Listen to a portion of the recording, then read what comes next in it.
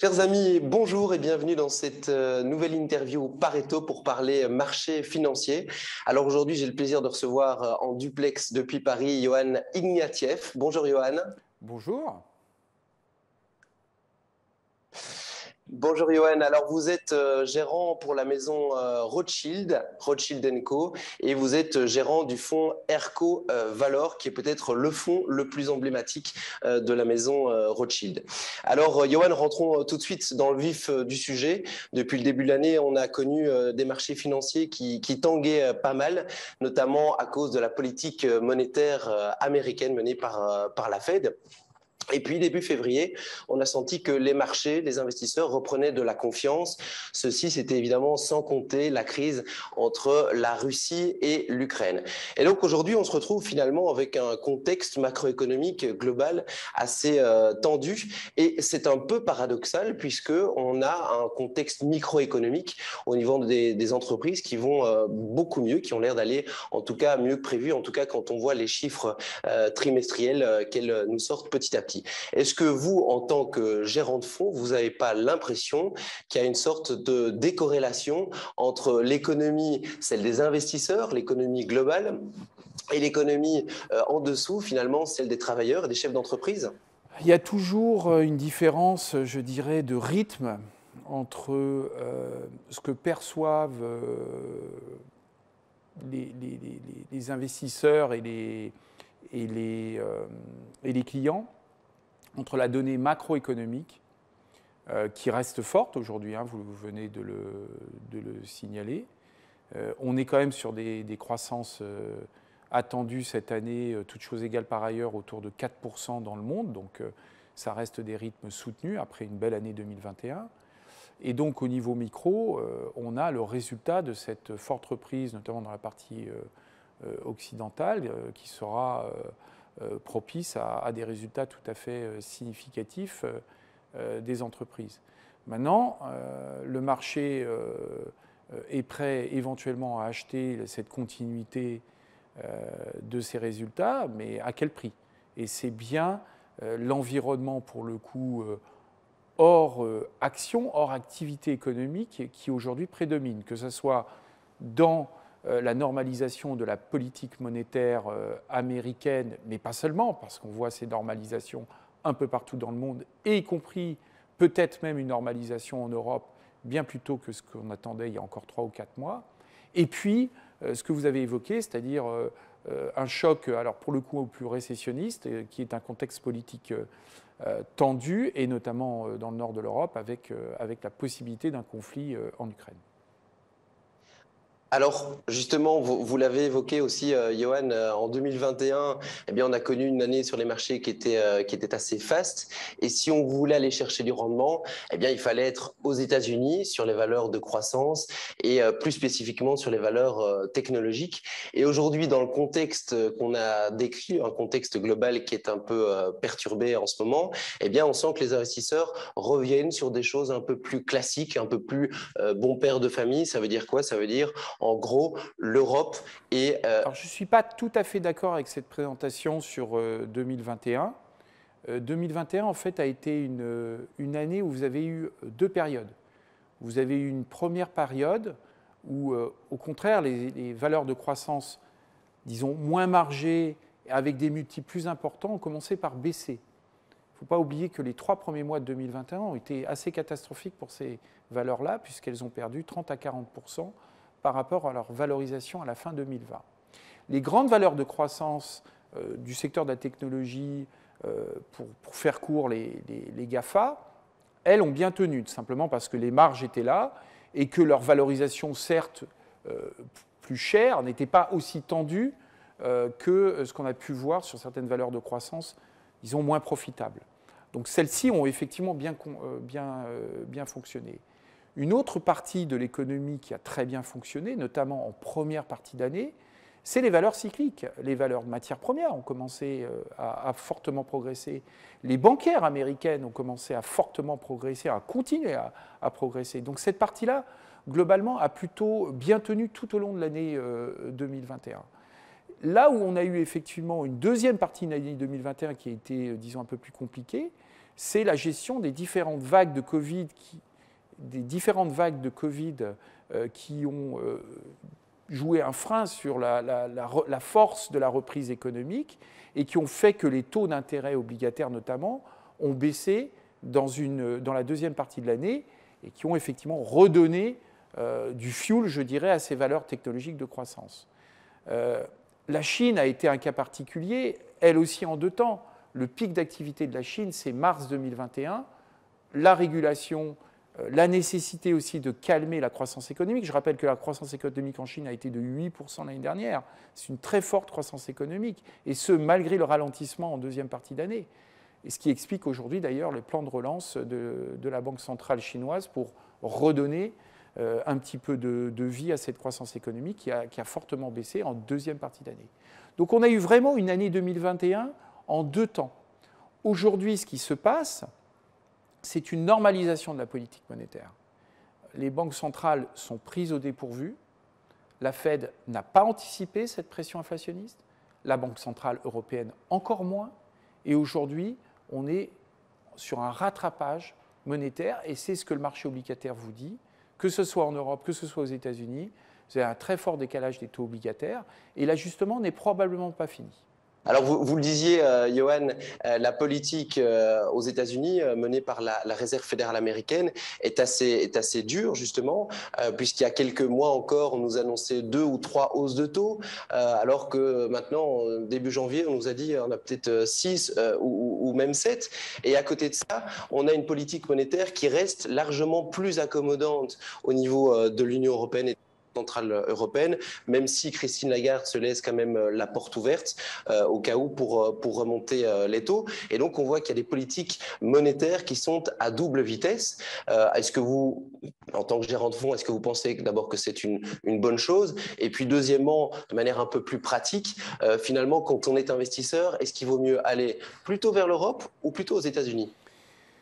Ah, c'est une vaste question. Alors, sur l'ajustement des politiques monétaires, d'abord, effectivement, on a eu, je dirais, une reprise économique un petit peu plus rapide, en tout cas dans le timing, aux États-Unis versus l'Europe, même si l'Europe a suivi relativement facilement.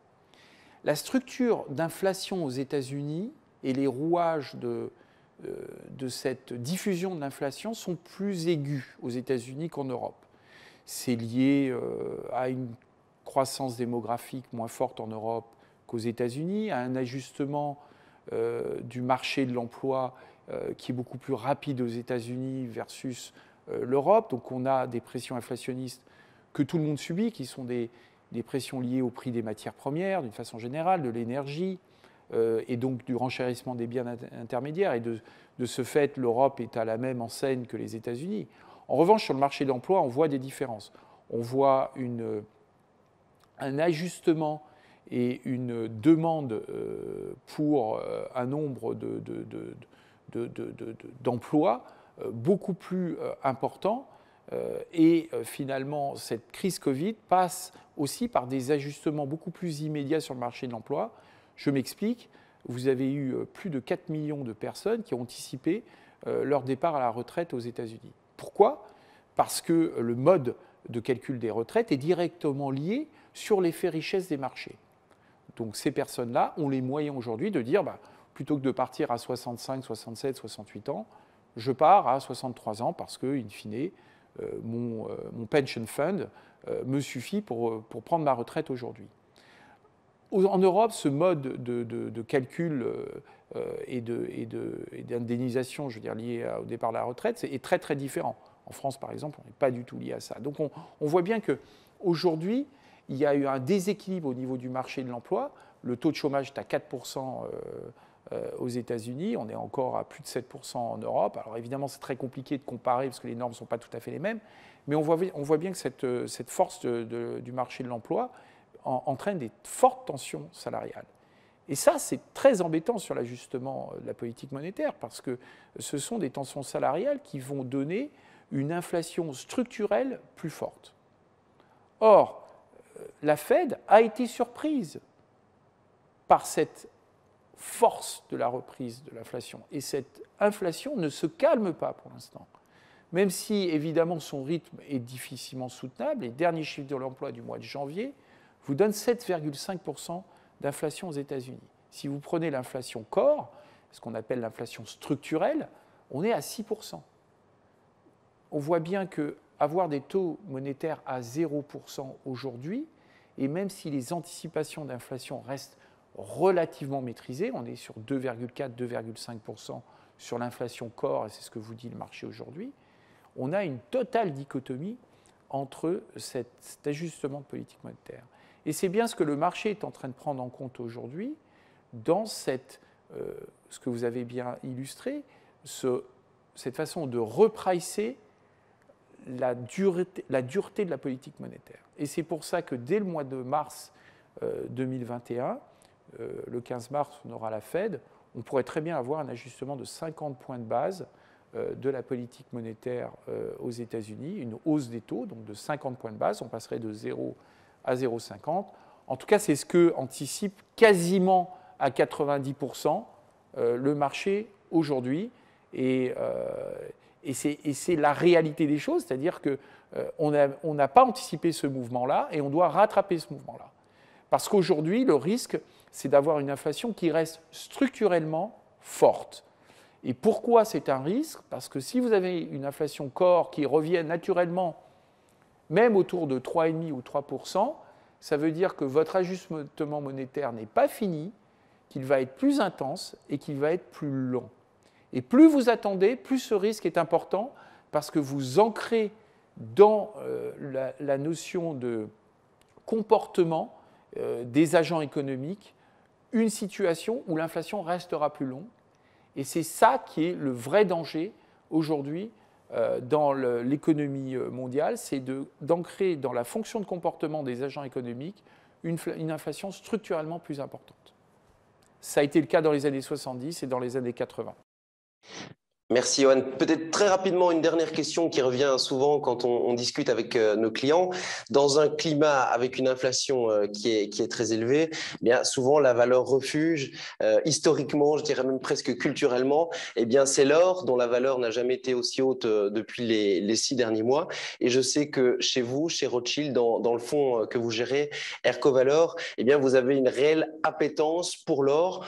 Aujourd'hui, ma question elle est toute simple. Quelle place faut-il réserver à l'or dans votre portefeuille, dans votre fonds? Alors, on a une appétence pour l'or, oui, parce que c'est un actif décorrélé. Maintenant, on n'a pas d'or physique, on a des mines aurifères. On n'a pas le droit d'avoir de l'or physique dans le fonds. Donc, on est investi sur le secteur aurifère. Nous, l'or nous semble, enfin, les mines aurifères nous semblent intéressantes à double titre. La première que vous avez évoquée, c'est un actif très décorrélé des autres actifs, et en particulier même sur les actions. Le secteur, on voit une journée comme hier, par exemple, où le marché a beaucoup baissé, les mines d'or étaient très fortement en hausse. Donc on voit bien le côté décorrélé et presque contraire d'ailleurs au fonctionnement des marchés. Donc ça, c'est pour la partie très défensive du secteur. La deuxième chose, c'est que sur le fondamental, les entreprises aurifères génèrent aujourd'hui des rentabilités absolument très impressionnantes. Globalement, c'est à peu près le double de la rentabilité que l'on peut voir sur l'ensemble des entreprises du S&P 500. Et donc, en tant que tel, en tant qu'actif qui nous donne de la rentabilité, c'est aussi un secteur qu'on aime beaucoup. Historiquement, on a eu des positions, ou pas d'ailleurs, et on était revenu sur le secteur aurifère fin des années 2016-2017. Depuis lors, on a une partie qui correspond entre 7 et 12% globalement de nos actifs investis sur les actions. Donc, si je comprends bien, Johan, Erco Valor, un nom de fonds qui porte bien son nom, finalement. C'est un raccourci qui est intéressant. Alors, je ne voudrais pas dire que Valor est simplement un fonds sur l'or, mais nous avons des positions, comme j'ai dit, autour de 7 à 12%. Merci beaucoup pour vos conseils, votre analyse, votre clairvoyance. Aussi, merci d'avoir été des nôtres aussi de l'autre côté de l'écran. Et quant à nous, on se retrouve très rapidement pour une nouvelle interview sur les marchés financiers. À très bientôt. Au revoir.